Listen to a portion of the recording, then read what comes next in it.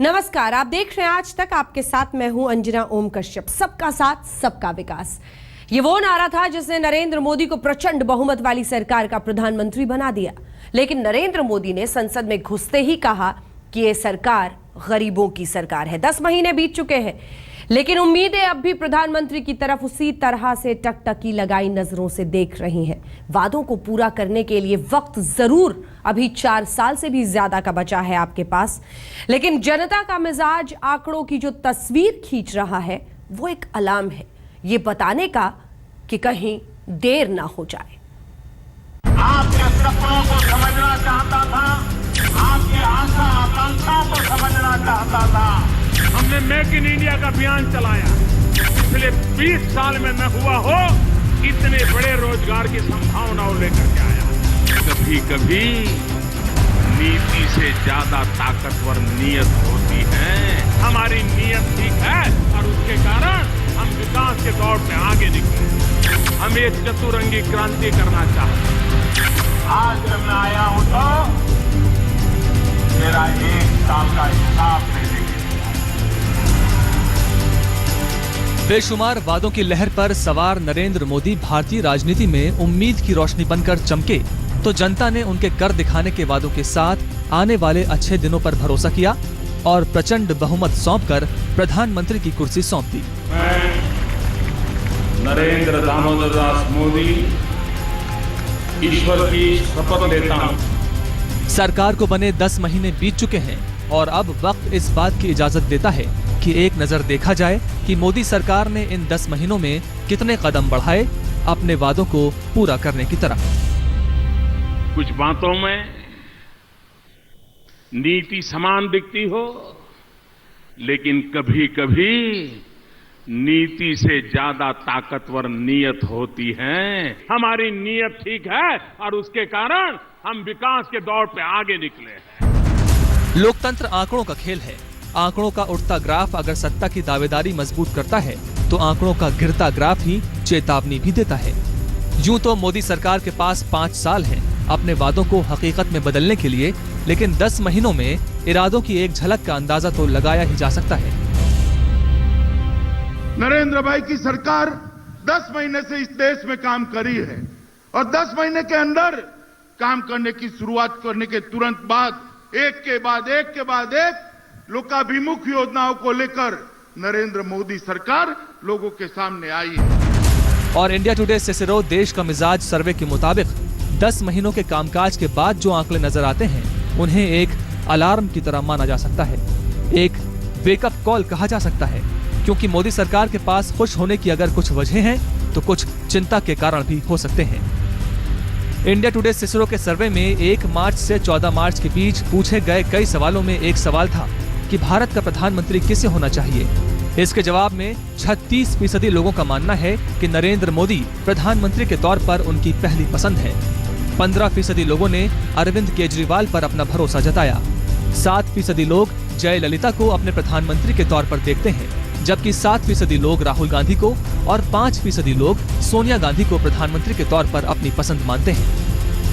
BJP के लिए ये खुशी की बात हो सकती है कि नरेंद्र मोदी अब भी देश के लिए प्रधानमंत्री पद की पहली पसंद है, लेकिन इसमें थोड़ी चिंता की बात यह है कि अगस्त 2014 में नरेंद्र मोदी 57% लोगों की पसंद थे और मार्च 2015 में ये आंकड़ा घटकर 36% रह गया है, जबकि केजरीवाल के लिए ये आंकड़ा बढ़ा है।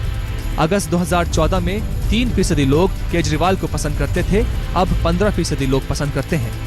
जयललिता अगस्त 2014 में 3% लोगों की पसंद थी, अब 7% लोग उन्हें पसंद करते हैं। राहुल गांधी की लोकप्रियता का ग्राफ भी जरा सा बढ़ा है।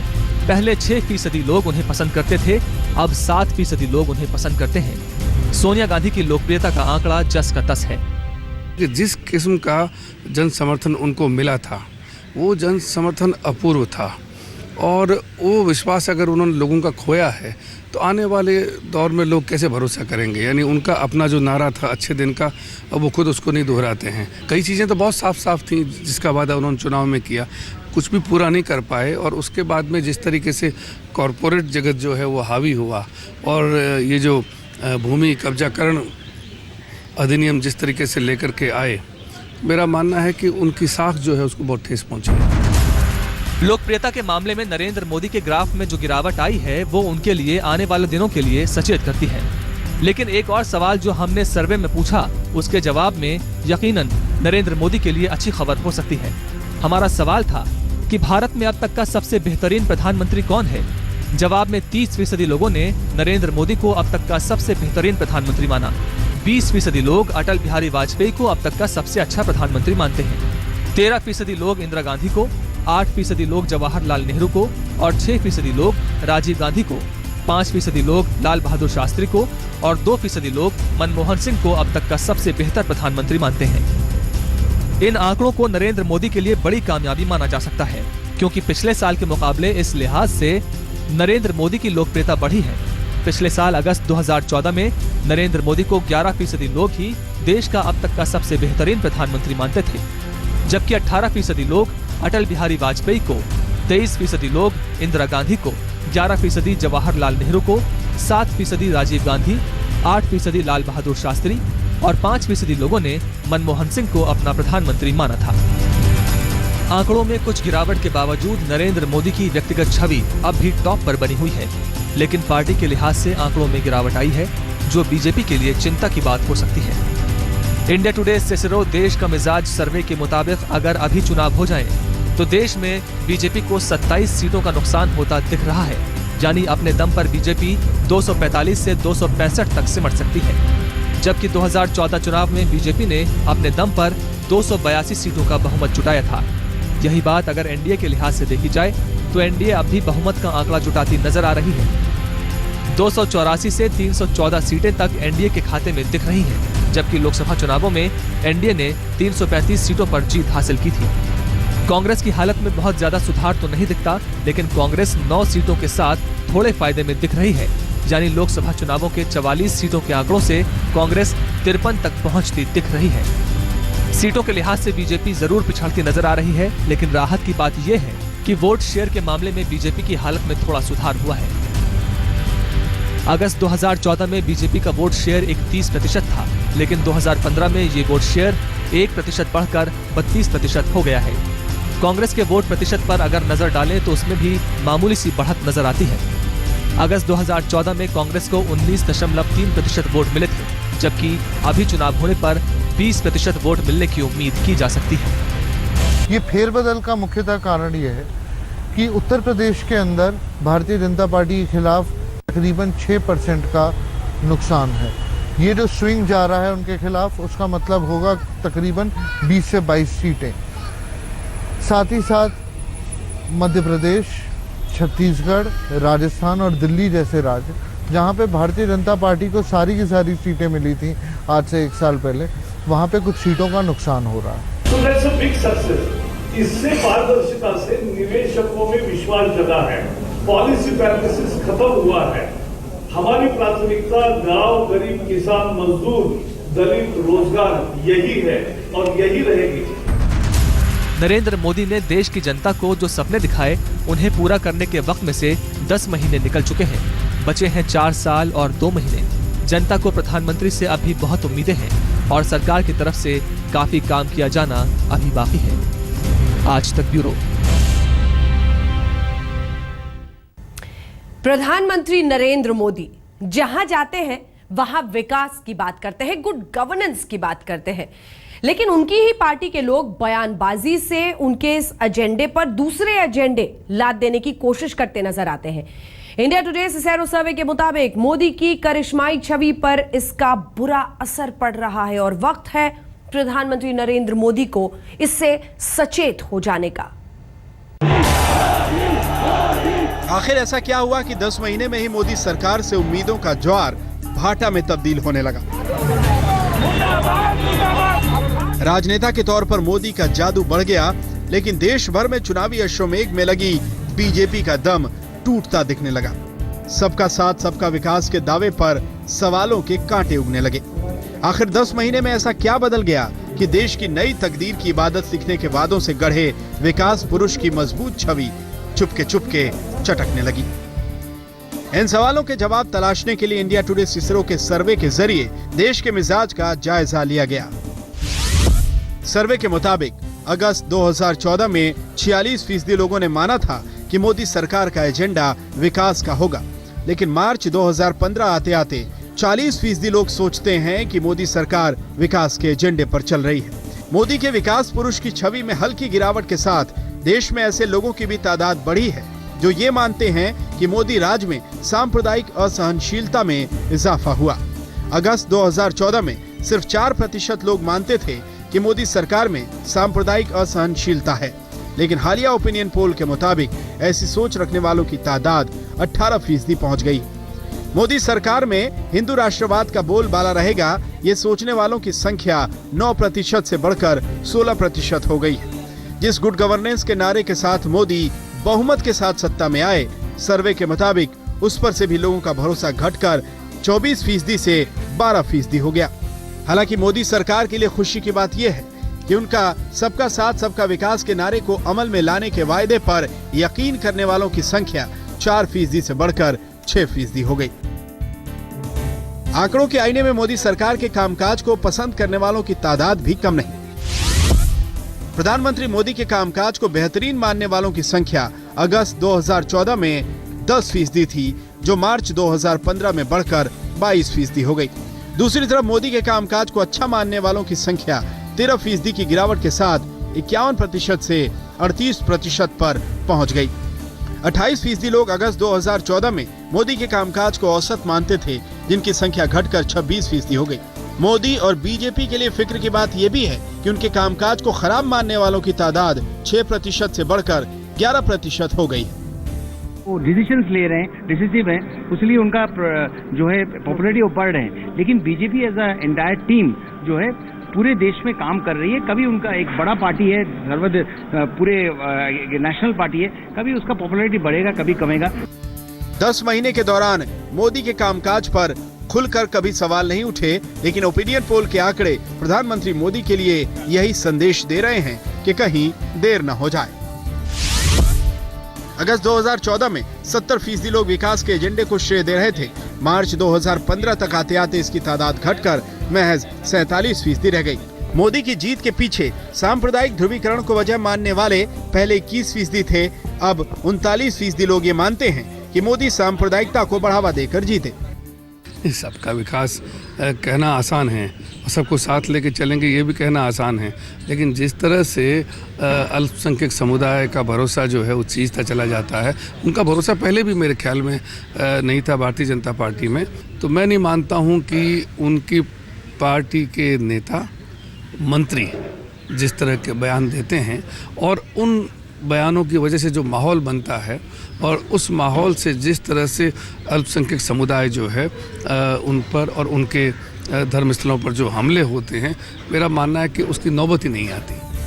जाहिर है कि आंकड़े साफ इशारा कर रहे हैं कि मोदी सरकार के दौरान सांप्रदायिक और हिंदूवादी सोच के लोग समाज पर हावी होने की कोशिश कर रहे हैं। इसमें कोई शक नहीं कि मोदी की छवि को उनसे जुड़े लोगों ने ही चोट पहुंचाई, कभी लव जिहाद का मुद्दा उठाकर, कभी घर वापसी का। मोदी का ऐसे तत्वों के खिलाफ सख्त न होना और खामोश रहना आज लोगों को ये सोचने पर मजबूर कर रहा है कि मोदी पर आरएसएस हावी हो रहा है। इंडिया टुडे सीसेरो सर्वे के मुताबिक अगस्त 2014 में 39% लोग मानते थे कि मोदी आरएसएस नहीं बल्कि अपनी शर्तों पर काम करेंगे, लेकिन मार्च 2015 में 47% लोग मानते हैं कि मोदी आरएसएस की शर्तों पर काम कर रहे हैं। पहले 12% लोग मानते थे कि मोदी को आरएसएस कंट्रोल नहीं कर पाएगा, लेकिन आज 36% लोग ये मान रहे हैं कि मोदी आरएसएस के कंट्रोल में है। तो ये सोचने वालों की संख्या कि मोदी आरएसएस के साथ संतुलन बना पाएंगे 31% से घटकर 15% हो गई। जिस तरह आरएसएस डिक्टेट कर रहा है, जिस तरह आरएसएस बड़े बड़े मंत्रियों को बुला के उनको सबक सिखाने का काम कर रहा है, उनकी क्लास ले रहा है, उससे ये बिल्कुल पता चलता है कि डिक्टेशन आरएसएस देता है, इम्प्लीमेंटेशन नरेंद्र मोदी जी करते हैं। पार्टी नेताओं की बयानबाजी ने शायद मोदी के विकास के एजेंडे को और पीछे धकेला है। मोदी सरकार के बनने पर जो खुशनुमा एहसास था उसमें कमी ही नहीं आई, बल्कि सर्वे के मुताबिक लोगों में असुरक्षा की भावना बढ़ी। आंकड़े बताते हैं कि अगस्त 2014 में जहां 76% लोग खुद को सुरक्षित महसूस करते थे, वहीं मार्च 2015 में संख्या घटकर 61% हो गई और असुरक्षित महसूस करने वालों की संख्या 19% से बढ़कर 26% हो गई। ओपिनियन पोल के अनुमान महज आंकड़े नहीं बल्कि लोगों की सोच का अक्स हो सकता है, जिसे वक्त रहते प्रधानमंत्री मोदी और बीजेपी को पढ़ने की जरूरत है ताकि आने वाले दिनों की तस्वीर अपने हक में खींच सकें। आज तक ब्यूरो। विदेशी निवेश के लिए मेक इन इंडिया भी ठीक है, सामाजिक बदहाली दूर करने के लिए स्वच्छता अभियान भी ठीक है, लेकिन महंगाई पर लगाम लगाने के लिए क्या? वादा समाज के हर तबके के लिए अच्छे दिनों का था, और अच्छे दिन तब तक नहीं आ सकते जब तक महंगाई से लोगों को निजात नहीं मिलेगी। जनता का मिजाज इस मुद्दे पर अब अपना सुर बदलने लगा है।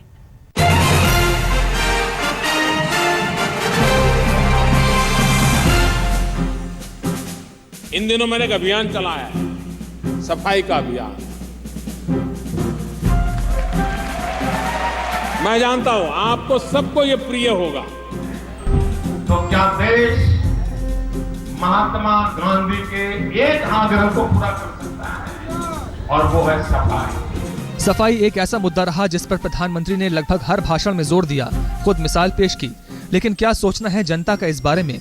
इंडिया टुडे सिसिरो देश का मिजाज सर्वे में स्वच्छता अभियान पर पूछा गया कि प्रधानमंत्री के स्वच्छ भारत अभियान के बारे में आपका क्या सोचना है। इसके जवाब में 41% लोगों को लगता है कि ये अभियान बहुत अच्छा है और इससे देश में सफाई बढ़ेगी। 29% लोग इसे पसंद तो करते हैं लेकिन इसे अव्यावहारिक मानते हैं। तो 17% लोगों को ये अमल में लाना नामुमकिन नजर आता है। स्वच्छता है वहाँ सुंदरता है, जहाँ स्वच्छता है वहाँ प्रसन्नता है, जहाँ स्वच्छता है वहाँ स्वास्थ्य है, और जहाँ स्वास्थ्य है वहीं समृद्धि है। देश को आत्मनिर्भरता की राह पर ले जाने की नरेंद्र मोदी ने जब भी बात की, एक ही मंत्र सामने आया, मेक इन इंडिया। हमने मेक इन इंडिया का अभियान चलाया है। कच्चा माल हम निर्यात क्यों करें? कारखाने यहां क्यों न लगे? आयरन और बाहर क्यों जाना चाहिए? अगर आयरन और हमारा है तो स्टील का कारखाना यहां क्यों ना हो? स्टील का कारखाना यहां हो तो युद्धपोत यहां क्यों न बने? टैंक क्यों न बने? डिफेंस के अंदर हिंदुस्तान का नौजवान क्यों नई ताकत के साथ खड़ा न हो जाए? मोदी की मेक इन इंडिया पॉलिसी के बारे में आपका क्या सोचना है? सर्वे में पूछे गए इस सवाल के जवाब में 52% लोग मेक इन इंडिया के नारे को अच्छा मानते हैं, 20% लोग इसे खराब कहते हैं, 16% लोगों का कहना है कि इससे कोई फर्क नहीं पड़ेगा, जबकि 12% लोगों की इस बारे में कोई राय नहीं है। सबका साथ सबका विकास इस नारे के जरिए प्रधानमंत्री मोदी ने यह बताने की कोशिश की कि देश की तरक्की के लिए हर हिंदुस्तानी को, चाहे वो किसी भी जाति, धर्म या संप्रदाय का हो, अमीर हो या गरीब हो, सबको मिलकर एक एक कदम आगे बढ़ाना होगा। लेकिन सर्वे के मुताबिक एक बड़ा तबका है जो ये मानता है कि मोदी की ये बात हकीकत से काफी दूर है। इसकी एक बड़ी मिसाल है भूमि अधिग्रहण बिल। किसान इस बिल के खिलाफ हैं। इसके खिलाफ काफी प्रदर्शन हुआ। विपक्ष ने भी मोदी सरकार की मंशा को कटघरे में खड़ा किया। भूमि अधिग्रहण बिल के बहाने कांग्रेस ने मोदी को कॉरपोरेट का प्रधानमंत्री कहकर करारा वार तक किया। अगर वो अमीरों के प्रधानमंत्री न होते तो जमीन अधिग्रहण ऑर्डिनेंस जारी नहीं करते। सारा किसान खिलाफ है, सारा विपक्ष खिलाफ है। विपक्ष कह रहा है कि इसे मत कीजिए, जनता कह रही है, किसान कह रहा है, और आपने जबरदस्ती राज्यसभा को साइनिडाई करके ऑर्डिनेंस जारी किया। आप साबित करना चाहते हैं कि आप पार्लियामेंट से बड़े, आप साबित करना चाहते हैं कि आप संविधान के साथ खिलवाड़ कर सकते हैं। हालांकि इंडिया टुडे सिसिरो के सर्वे में लोगों की राय कांग्रेस नेताओं की सोच से मेल नहीं खाती। 30% लोग ये मानते हैं कि मोदी अमीरों की पीएम है। उनका रुझान अमीरों की बेहतरी की तरफ ज्यादा है और उनका काम अमीरों को और अमीर बनाएगा। जबकि 47% लोगों का सोचना है कि मोदी सबका साथ सबका विकास में वाकई यकीन रखते हैं। मोदी की छवि पर कांग्रेस के आरोपों की छींटें भले ही फिलहाल बहुत छोटी दिख रही हों, लेकिन जनता के मुद्दे सरकार के लिए परेशानी का सबब बन सकते हैं। आज तक ब्यूरो।